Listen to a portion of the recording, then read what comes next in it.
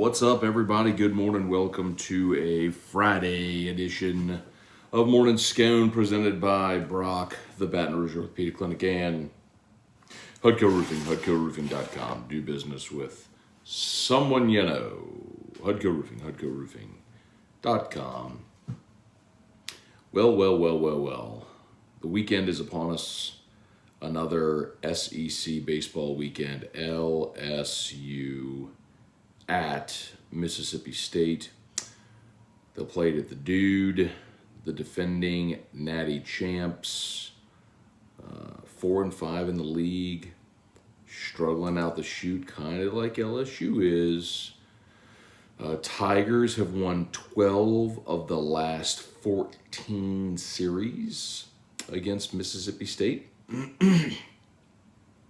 So they've had a lot of success in this series and a great opportunity against the Bulldogs. So LSU is going to face three right-handers this weekend.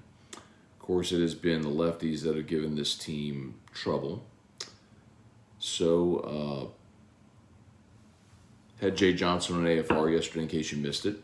Highly recommend you go check it out.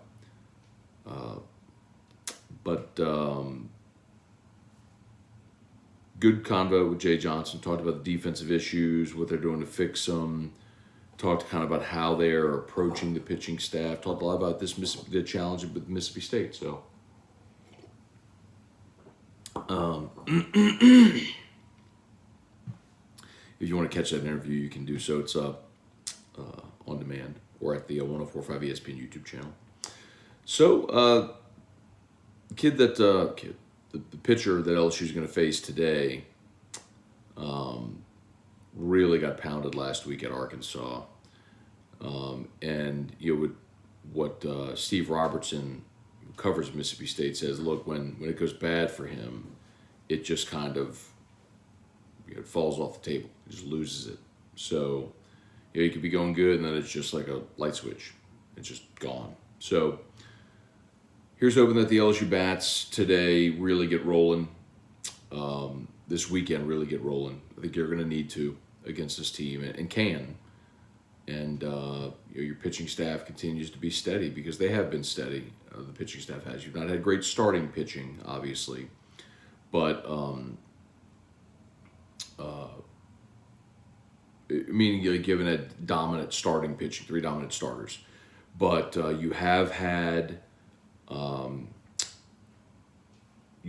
consistent staff. LSU's 4th in the SEC in ERA, in staff ERA. They're 3.54. Tennessee, Vandy, Arkansas, LSU. I mean, that's the ERAs. And then LSU's 2nd in batting average. So they are better than what their record shows, at least offensively and on the mound. The problem, obviously, has been defense. So let's see if they can go play a couple of clean games this weekend and try to win a series. So, all right, let's say some good morning to your Truax. What's good, man? Good morning. Tony Williams, Jerry DeLucky, good morning. Sam Dixon, good morning. Megan Hurst, good morning. Jason Horn, Deborah Cowart, good to see everybody here. Beautiful, beautiful people, smiling faces. Kirk Taylor, Bill Schmid, Kevin Benta. Beat the dog, bleep out of the dogs. You know what, Kevin? I would happily just take wins. I don't care if it's 1-0. I don't care if it's 4-1, 4-3. I don't care if it's 18-17. I would just like to see the Tigers go win a series, man. However it looks. Stephen Fry, good morning, because they all count the same, man. It's different than football. They all count the same. Trivia, good morning. Kyle Milliken, Tiger Woods, y'all. Yeah, man, how about that? Tiger went out, shot a 1 under 71 yesterday. Opening round at the Masters. The old adage as it goes, you can't win the tournament on the first day, but you sure can lose it. You put yourself out of contention quickly, and Tiger kept himself in it. Very squarely kept himself in contention in this golf tournament. So, 1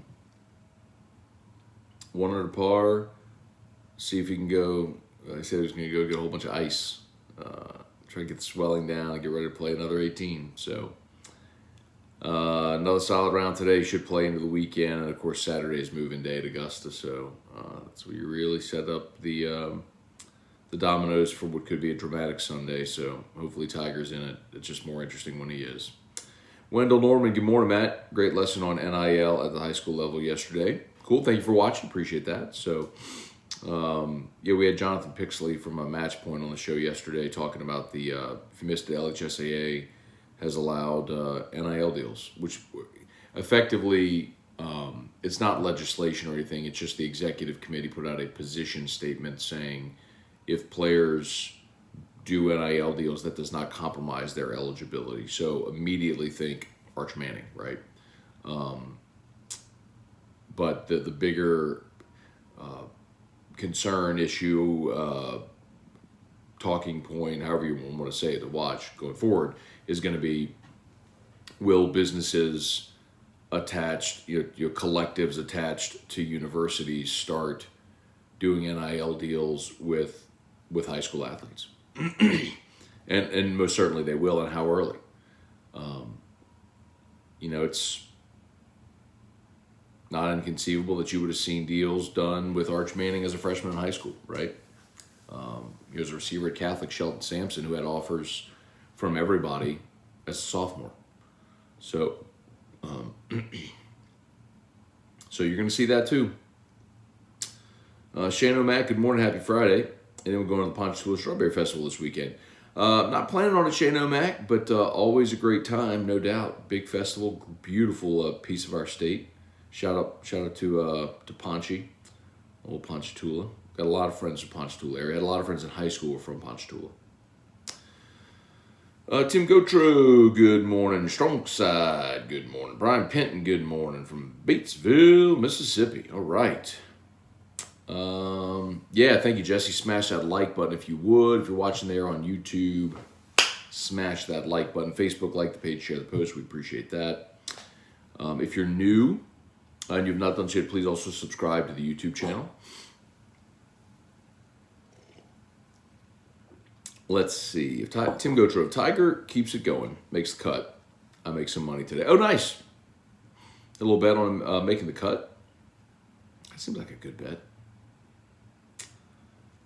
Jesse Brown, Matt, now that we aren't able to get the M&D draft report, do you know if there's a good guide we can get to watch the draft with? I don't know, Jesse. I've used Mike D's draft report for last 12 years. My guess is, as far as a hard copy, probably not. Mike's probably one of the last people that actually did a hard copy draft guide. Most do them online. I had that conversation with Mike years ago about why he didn't make a digital copy, and it was because people could just pillage the information, right? With a book, you have a cost associated with production to actually print and ship hard copy books, but the difference is, if you gave someone a digital downloadable version, they could forward it to people or repurpose it, reprint it, whatever. So so I get it. So no, I don't know. If you find one, tell me. Why would the Saints draft another quarterback in the second or third round? Are they done with Ian? Yeah, so we talked about that on AFR yesterday, because there was a piece up at ESPN.com by Matt Miller, who's from NFL Draft Scout, and the new ESPN draft guy. I gotta remember his name. Kevin. Not gonna work here anymore.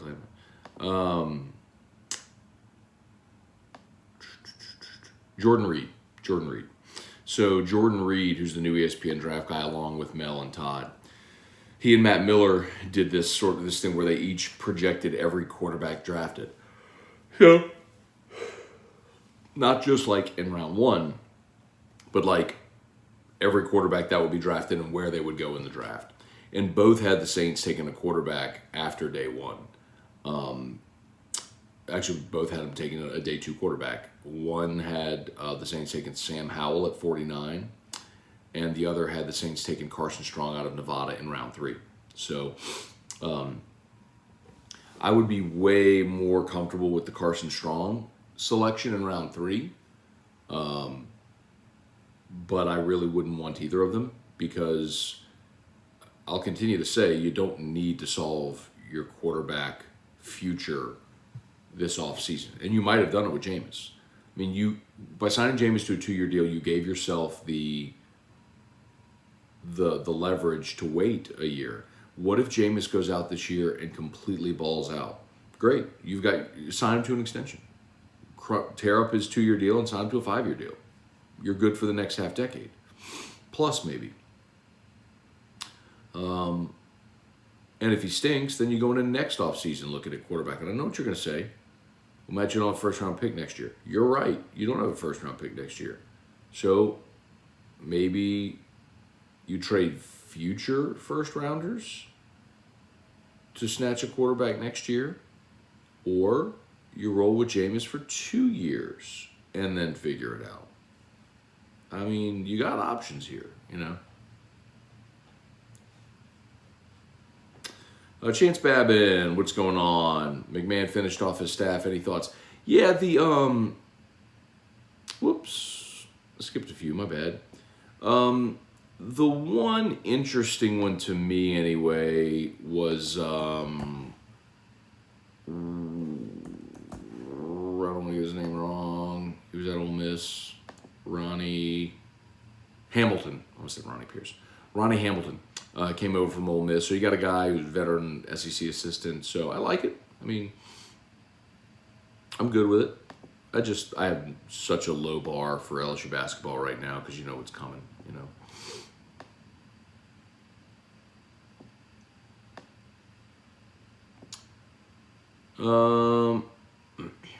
Kirk should have had a road trip to the dude rented those fancy apartments by the field. I don't know if you can. I think those are probably like, I would imagine those are owned, right? Maybe you can rent them. I don't know, but I would imagine people own those and then use them for baseball. Darren Reeves, good morning from Pensacola right now. Let's see, did the draft analysts have Levi Lewis being drafted? No chance. Neither of them had Levi Lewis being taken. So a shout out to Brock, all the Baton Rouge Orthopedic Clinic. You need an orthopedist, go see our friends over at Brock. We'll be there on Monday, visiting with Dr. Brad Collada. Drew will get his second x-ray on his broken arm. So 4 weeks, hopefully it's healed and he's able to shed that little brace he's been having on. So fingers crossed there. And of course, Hudco Roofing, HudcoRoofing.com. If you're driving down Highway 44 on Burnside in Gonzales, you will notice that our Hudco crews have been there for the past couple of days. Doing a new roof there for St. Teresa. Had storm damage from Ida.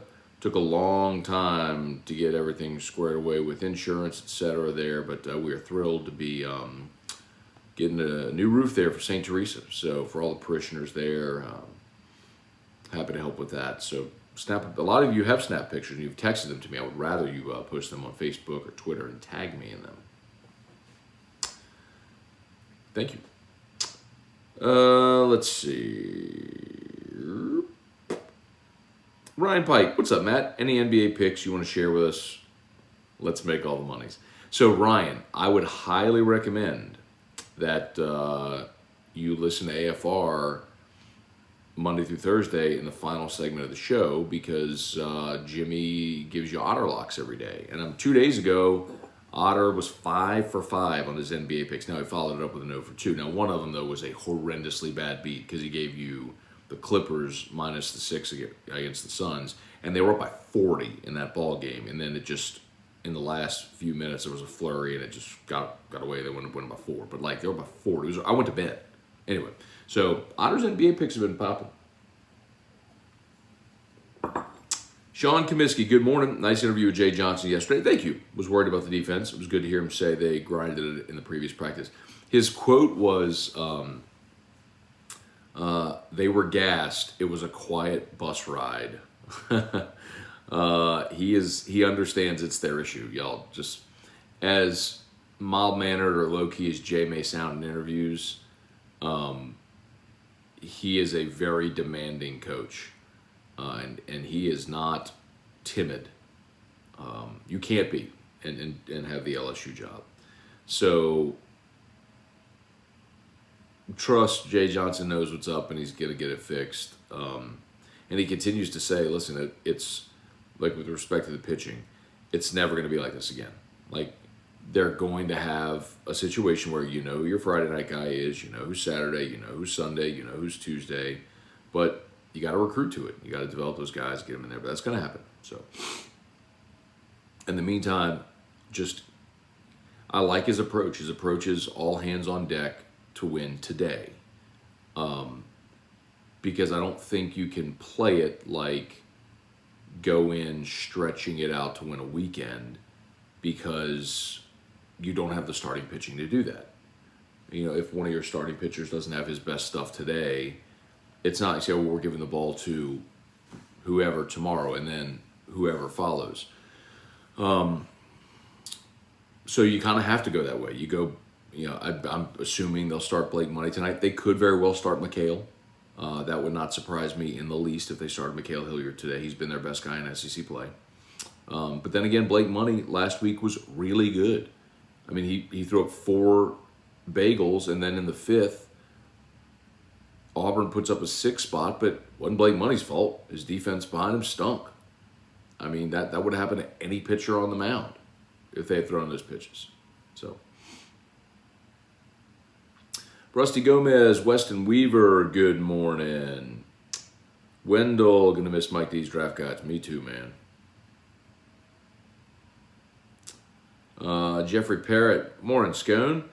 Do you think the Honey Badger comes to the Saints? Also, since Cooks re-signed with the Texans, what wide receiver do you think they'll target now? So Jeffrey, it was interesting too, because we did a segment on AFR yesterday, because there was a report that the Saints had expressed interest in bringing back Brandon Cooks, and I would have loved it. I mean, I would have loved the compliment to Mike Thomas. I went through all of it. Brandon Cooks is actually younger. He came into the league in 2014. Michael Thomas came in 2016. Brandon Cooks is younger than Michael Thomas. He's 28. Michael Thomas is 29. Cooks doesn't turn 29 until September. So there's a lot of reasons I would have loved it, but just not the price tag, which you would have had to give up, and then to sign him to. I'd rather draft a receiver. Draft a receiver with that skill set, have him on a rookie contract for 4 or 5 years if it's a first rounder. Yeah, there's more risk because you need the pick to hit. But if you trust your scouting or evaluation, I'm with it. I think it's good. Oh, and then Honey Badger. I think there's a good chance the Saints draft a safety in the second round and don't sign him. Let's see. Thoughts on the Saints potentially taking Jordan Davis if available with one of those 2 firsts. So I'd be down with it, Eugene, and here's why. Here's what I'd be okay with them doing. Let's say they take Trevor Penning at 16, so you get a left tackle. They take Jordan Davis at 19, so you get a starting defensive lineman next to David Onyemata. And then at 49 in round 2, you take a receiver, because there's going to be plenty of receiving talent in this draft. I'd be good with it.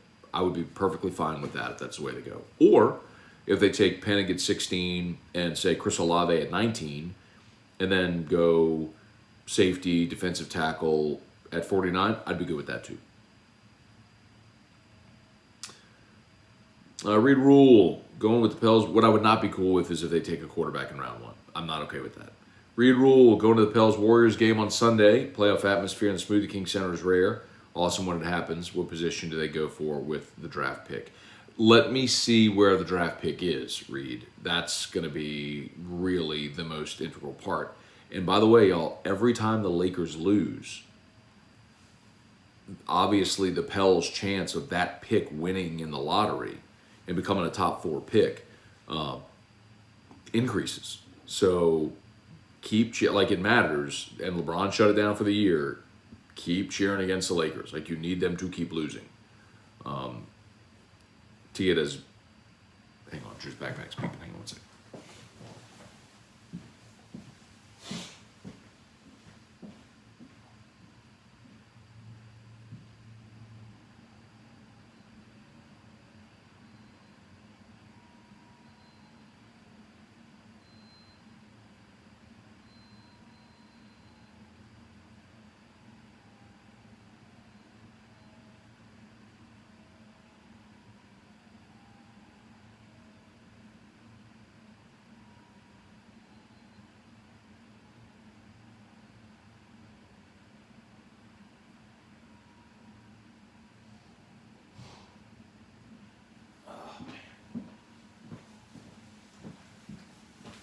I gotta go see my girl Crystal Poche, y'all.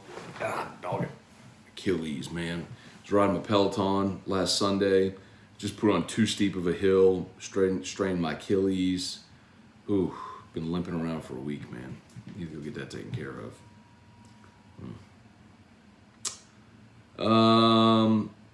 Justin Franks en route to Stark Vegas. All right, man. Safe travels. Enjoy.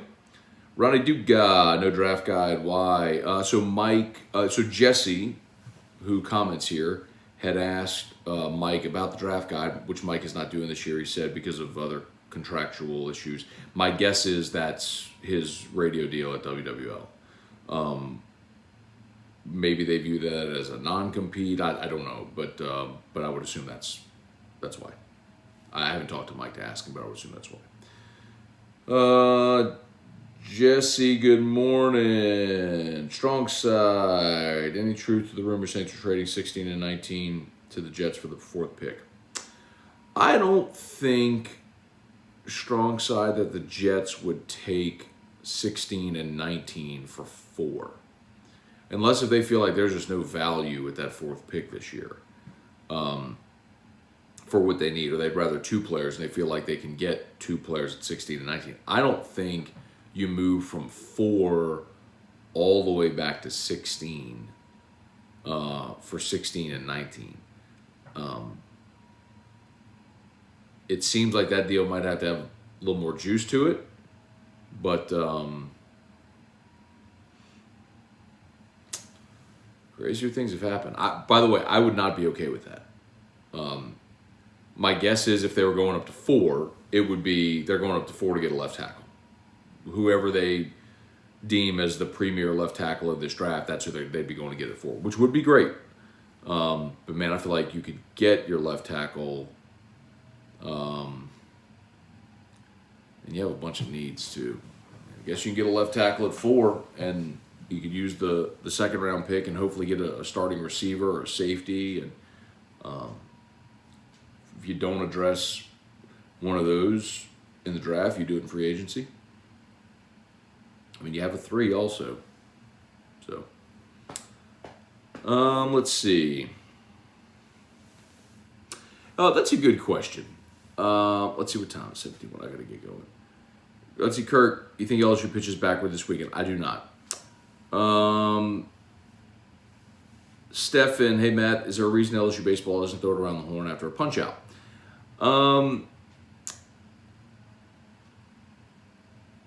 It's a good question, and I don't know. I will try to get the answer.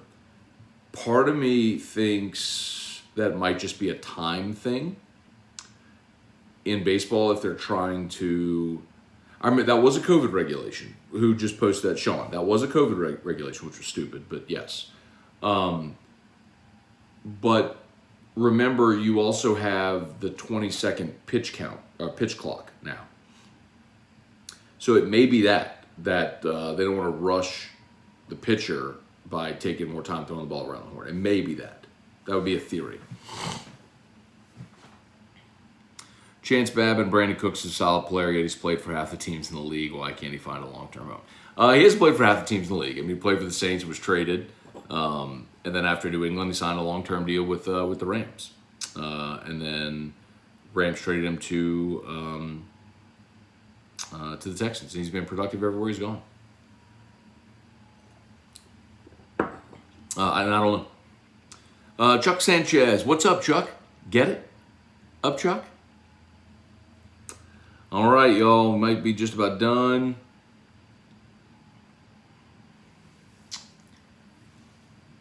Beating the Lakers at Crypto Dome to not only virtually clinch the play-in, but also Lakers protected lotto pick is an underrated little moment in recent NOLA sports history. True. Do you think LeBron's shutting it down for the year? Yeah, I mean, they only have 3 games left, Ryan.